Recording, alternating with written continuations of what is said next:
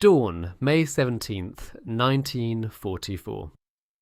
On a jungle ridge above the Irrawaddy River in northern Burma, Colonel Charles Hunter crouches in wet grass, watching mist lift off a grass airstrip 600 yards below. His trousers are rotted through at the knee. His boots have not been dry in 19 days. Around him, exhausted men of the American 5,307th Composite Unit and soldiers of the Chinese 150th Regiment lie flattened against the slope, weapons ready, breath held. Below them, at Myitkyina Airfield, Japanese soldiers move about a scatter of huts, apparently unaware that anyone could have reached this place at all.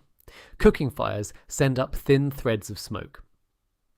A sentry leans on his rifle near the tree line, looking towards the river, not towards the mountains at his back, because no one in the Japanese 18th Division believed a large force could cross the Kumanbum Range in the monsoon and arrive here undetected.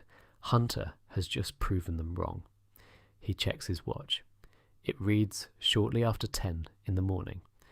Later than planned, after a last river crossing slowed the column, but still early enough. He raises his hand.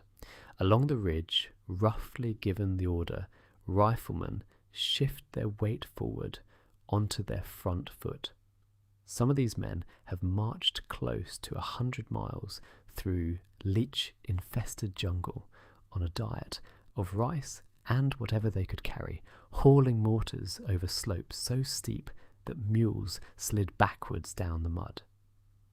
Many have malaria they have not reported, because reporting it means evacuation, and evacuation means abandoning the mission.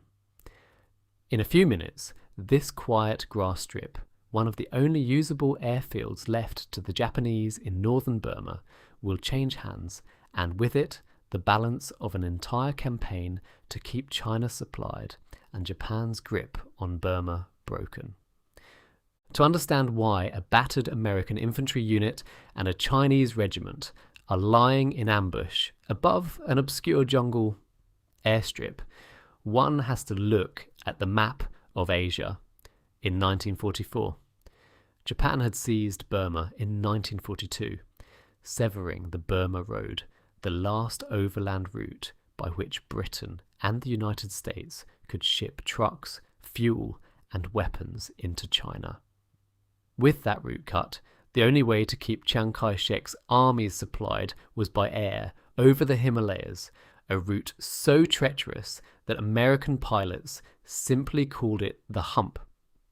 General Joseph Stilwell, commanding American forces in the China-Burma-India theatre, had one answer: build a new overland route, the Ledo Road, driving it south from Assam through the Hukong and Mogong valleys to reconnect with the old Burma Road inside China, to protect the engineers building that road, and to break Japanese resistance in northern Burma. Stilwell needed a mobile infantry force that could operate deep behind enemy lines. That force became the 5,307th Composite Unit, provisional, roughly 2,750 men, when it landed in India in late 1943, trained partly on the model of British Brigadier Ord Wingate's long-range penetration groups known as the Chindits. American newspapers, following war correspondent reports, gave the unit its lasting nickname after its commander, Brigadier General Frank Merrill, Merrill's Marauders. By the spring of 1944, they had already fought and marched through Wallabum, Shaduzup, and Napumgar, 3 actions in as many months, absorbing casualties and, worse for a jungle force, an unrelenting toll of malaria, dysentery, and scrub typhus. When Stilwell called on them again in early May, ordering a march over terrain the Japanese considered impassable, some Marauders had already been in continuous combat for longer than any American infantry unit in the Second World War to that point. The plan, Stilwell approved, sent a combined American-Chinese column, designated H-Force under Hunter's command, on a punishing route over the Kumun Bum Mountains, a spur the Japanese had left virtually undefended because they judged it unfit for any organised body of troops. Hunter's force, roughly 2,600 strong, combining the Marauders' 2nd Battalion with the Chinese 88th and 150th Regiments, set out on April 28, 1944. They climbed to elevations above 6,000 feet on trails barely wide enough for a mule, crossing the Nora Hakiat Pass in driving monsoon rain that had arrived weeks early. Streams that should have been ankle-deep became chest-high torrents overnight. Engineers hacked footholds into clay slopes so soldiers could haul pack animals up by rope. Men who collapsed from exhaustion were given a day's rest and then had to catch up alone, armed, through jungle where Japanese patrols still moved. Ration shrank to a few ounces of rice a day toward the end of the march. By the time the column reached the ridges above Myitkyina on the 16th of May, after covering close to 100 miles of the worst terrain any American unit had crossed in the war, Hunter's effective combat strength had already been thinned by disease before a single shot was fired at the objective. What kept the column moving was the promise that the airfield itself was only lightly held, and that speed and surprise, not numbers, would decide the outcome. The attack on the morning of the 17th of May justified that gamble almost immediately. Marauder patrols pushed down through the last stretch of jungle and struck the airfield's outer defences before the Japanese garrison, estimated at only a few hundred men, many of them administrative and airfield ground crew rather than combat infantry, could organise resistance. Some defenders were still eating breakfast. Within roughly half an hour of the first shots, the runway itself was in American and Chinese hands, a result so swift that Hunter, watching his own men secure the strip, radioed back a message using the code word for success before Stilwell's headquarters in Assam had even confirmed the column had reached its objective. Word had travelled fast up the chain of command precisely because everyone understood what this single stretch of packed grass and laterite meant. Within hours, the first American transport aircraft, C-47s, flown out of bases in Assam, began touching down on Myitkyina's runway, the first Allied-held airstrip inside Burma proper. They brought engineers, anti-aircraft guns, and, in a steady stream over the following days, reinforcements from the Chinese 89th and 42nd Regiments, until the garrison protecting the airfield swelled into the thousands. For a single day, May 17th, 1944, looked like one of the cleanest tactical successes of the entire Burma campaign. A battered force of a few thousand men achieving in one bold stroke what conventional planning had considered nearly impossible. The town of Myitkyina itself, barely a mile from the airfield, told a different story almost immediately. Confident after the ease of the airfield's capture, Chinese and American commanders pushed troops toward the town on May 18th, only for two separate Chinese units advancing from different directions to mistake each other for Japanese defenders in the dense riverine scrub.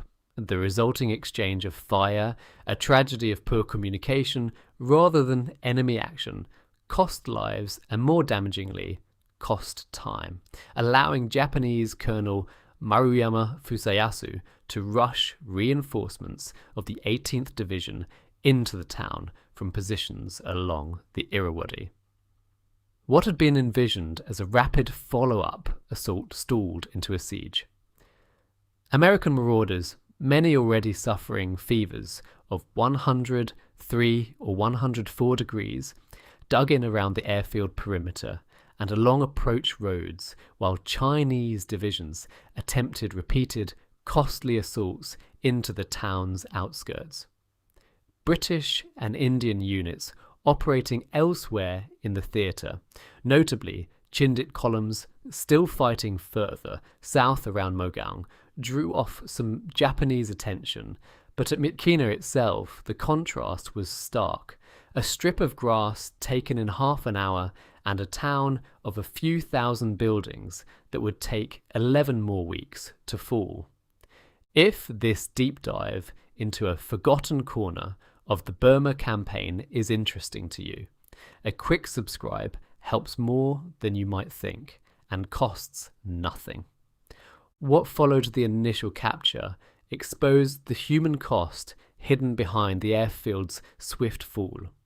By the end of May, medical officers reported that fewer than 200 of the original Marauders remained fit for combat duty out of nearly 3,000 who had begun the campaign months earlier.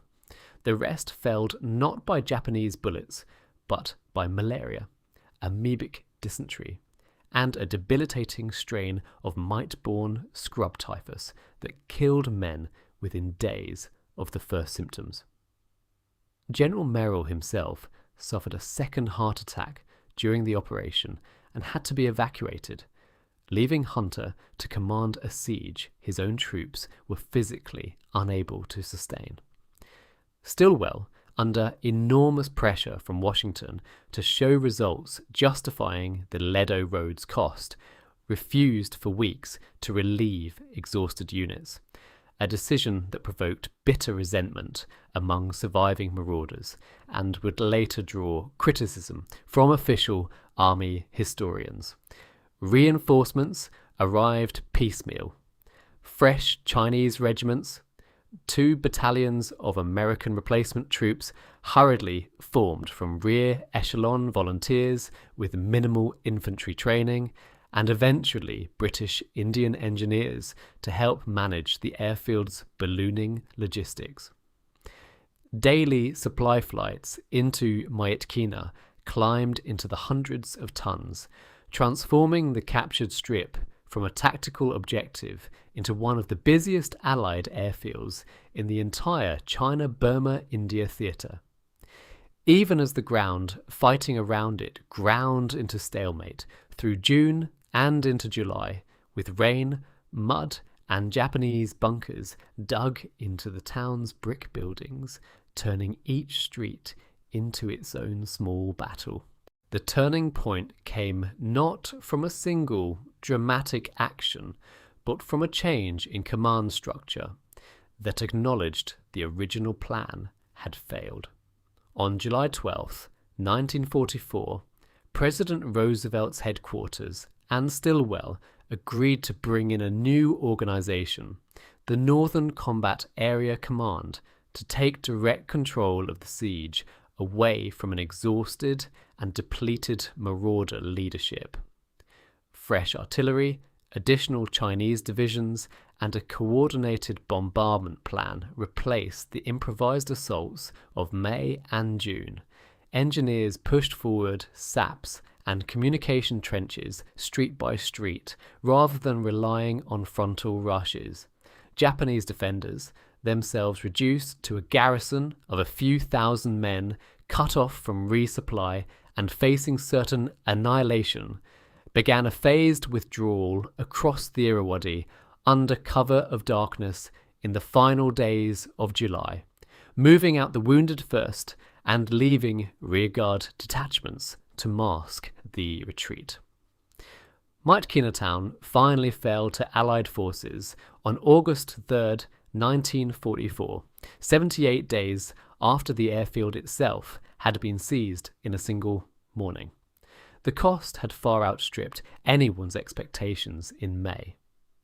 The original Marauder force had been consumed almost entirely, and would shortly afterwards be formally disbanded and its survivors folded into a new unit, the 475th Infantry Regiment, which itself became part of the Mars Task Force later that year. Yet the airfield they had captured in that first bold rush never stopped functioning throughout the siege, supplying tens of thousands of tons of material and eventually serving as the forward link that allowed the Ledo Road to be completed and joined to the old Burma Road in January 1945, reopening a land route into China for the first time since 1942.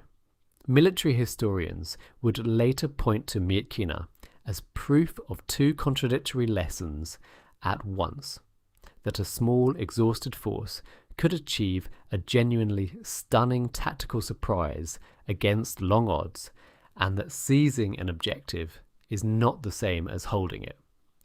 The unit's ordeal also left a lasting institutional legacy in the United States Army, which today traces the lineage of its modern Ranger regiments in part back to the 5,307th Composite Unit's example of long-range penetration warfare in impossible terrain.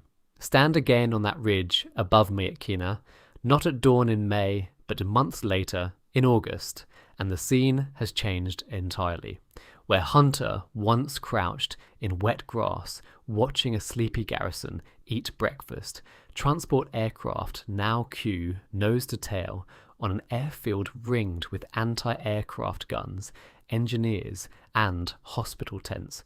The men who crept down that slope on May 17th are mostly gone from the theatre, evacuated, sick, or reassigned into the unit that would carry their name forward.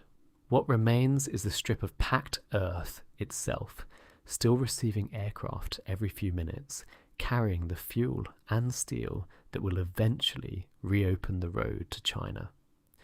A single, bold raid had ripped the airfield open in half an hour.